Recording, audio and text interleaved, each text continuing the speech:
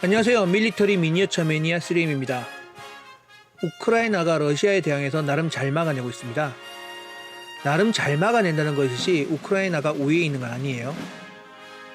당장 무기 비축분도 없어서 서방 세계의 원조에 100% 의존하고 있는 상황에서 우크라이나 군이 민간인 일부가 섞여 있어서 러시아군의 공격이 제한적인 상황이지만 우크라이나는 러시아의 공격을 막아내고 있는 상황이 너무나 힘겨워 보입니다. 이에 반해서 러시아는 개전 초기부터 전차, 항공기, 병력까지 노후도 많은 전술 전략적 자산을 이뤄왔죠. 그래도 러시아는 러시아입니다. 가진 무기를 테스트를 위한 것처럼 꺼내들더니 이제 기어코 극초음속 미사일까지 쏘았습니다. 실제로 탄두는 500kg 수준으로 웬만한 근거리, 중거리 탄도탄 수준이에요. 극초음속 미사일이 현재의 전황을 바꿀 만큼 강력한 미사일은 아니에요. 실제로 탄두는 500kg 수준으로 웬만한 근거리, 중거리 탄도탄 수준이에요. 1983년에 배치되기 시작한 토마호크 순항미사일과 크게 차이가 없죠. 1990년에 발생한 사막의 폭풍작전에서 토마호크가 사용되었지만 전술적 목적을 위해서 1000발 단위의 수량이 사용됐어요. 그걸로 전쟁이 끝난 게 아니라 이후 전차전, 지상전이 시작되었으니 전쟁의 시작에서 방공망 제압, 기선 제압을 위해 사용되었다고 보는 게 정확해죠. 하지만 러시아가 우크라이나에 사용된 미사일 수량이 1000기 이상이 될 가능성은 매우 드문 상황이에요. 물론 재래식 탄두지만 500kg의 위력은 무시할 수 없습니다.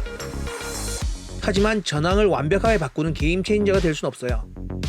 문제는 재래식 탄두가 아니라 전술핵 미사일을 발사할 수 있는 기능을 가지고 있는 급초음속 미사일의 위력을 과시했다는 사실이 매우 중요합니다. 러시아의 통상적인 미사일은 탄도미사일과 유사하게 발사되는 지상 발사형 미사일이에요.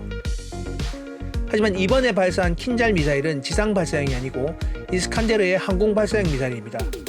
전쟁 초기 적 방공망을 무력화시키기 위한 수단으로 사용되는 미사일이기에 적 방공망 밖에서 발사하고 이탈할 수 있는 능력이 있죠. 러시아의 주장으로는 2000km 밖에서 발사가 가능하다고 합니다. 무게 3.8톤, 길이 7.1m의 대형이며 최대 속도는 마 10 이상인 것으로 알려지고 있습니다.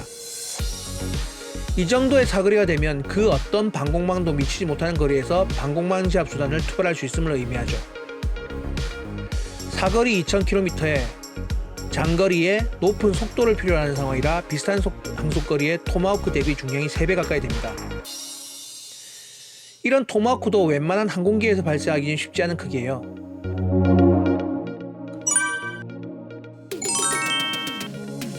특히 고중량 미사일의 표준이 되다시피 한 타우러스의 경우 중량이 1.4톤입니다. 한국 공군기 중에서 이 정도 중량 미사일은 F-16에 탑재를 못해요. 즉 들어올릴 수 있는 항공기가 매우 제한적이라는 이야기죠. 한국 공군 기준으로 보면 이런 수준의 미사일을 들어올릴 수 있는 전투기는 없습니다. F-15와 F-35 둘 다 단일 파일럿을 장착할 수 있는 최대 중량은 5000파운드, 즉 2.2톤을 약간 넘습니다. 크기를 떠나서 달고 다니지도 못한다는 이야기예요. 이런 미사일을 위해 러시아는 이 미사일 발사 플랫폼으로 미그-31과 트볼레프-22, 백파이어를 고려하고 있어요. 둘 다 전투기라고 하기에는 무지막지하게 큰 크기입니다. 특히 미그-31의 경우 냉전 시대에 미국의 초음속 폭격기에 대비하기 위한 초음속 요격기로 설계되고 지상 공격 능력은 거의 없다시피 합니다. 하지만 이 정도 덩치가 안 되면 들어올리기도 어려워요. 그 큰 덩치 때문에 미그-31은 킨잘을 위해서 특별히 개조되고 설계되었고 지속적으로 시험 비행을 해왔습니다. 보통 전투기에 미사일을 맞추는 것이 일반적입니다만 이번에는 미사일의 전투기를 맞춘 거죠. 항공기 덩치가 워낙 커서 장거리 비행이 가능함에 더해서 미사일 자체의 사거리도 무지막지합니다. 앞서 말씀드린 것처럼 러시아 발표 2000km입니다. 항공기의 항속거리를 제외한 순수한 미사일 비행거리고요. 쉽게 말해서 서울과 베이징의 거리가 약 1000km 약간 안 되는 거리임을 감안하면 부산에서 발사하게 되면 베이징의 방공망을 무력화시킬 수 있는 위력인 거죠. 언제나처럼 최고 속도로 최대 사거리를 비행할 수는 없지만 위협은 분명한 위협이에요. 늘 그렇듯이 우크라이나에 사용한 KH-47M2 킨잘 미사일이 제대로 동작했는지는 의문이에요. 하지만 러시아의 발표에 준한 스파이라면 마 10 언저리로 비행했다는 것이고 이는 고고도로 비행하더라도 현재 어떤 방공 시스템도 방어할 수 없음을 의미합니다.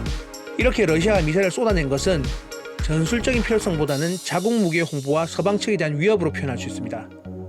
당장 모스크바에서 베를린까지, 러시아의 우방국인 벨라루스에서 런던과 프랑스를 사거리로 넣을 수 있는 능력을 가지게 되거든요.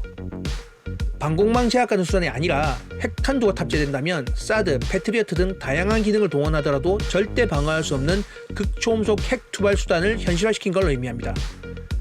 물론 다른 나라들도 멍하게 있는 건 아니에요. 당장 우리도 보람에 탑재용 유사 성격의 미사일을 개발 중이라는 이야기가 있습니다. 현재 국산 전투기인 한국의 FA-50은 크기가 너무 작아서 이 정도 크기의 미사일을 탑재하기 어렵습니다. 어쩌면 이스칸데르 기반이라고 하니 우리도 현무2를 기반으로 개발하면 같은 패스를 탈 수 있을지도 모르겠어요. 한국의 미사일은 서방 측보다는 러시아 측 기술이 더 많아 보이니까요. 이론상으로만 존재하는 극초음속 미사일이 현실화되고 있습니다. 한국도 이제 발등에 불입니다.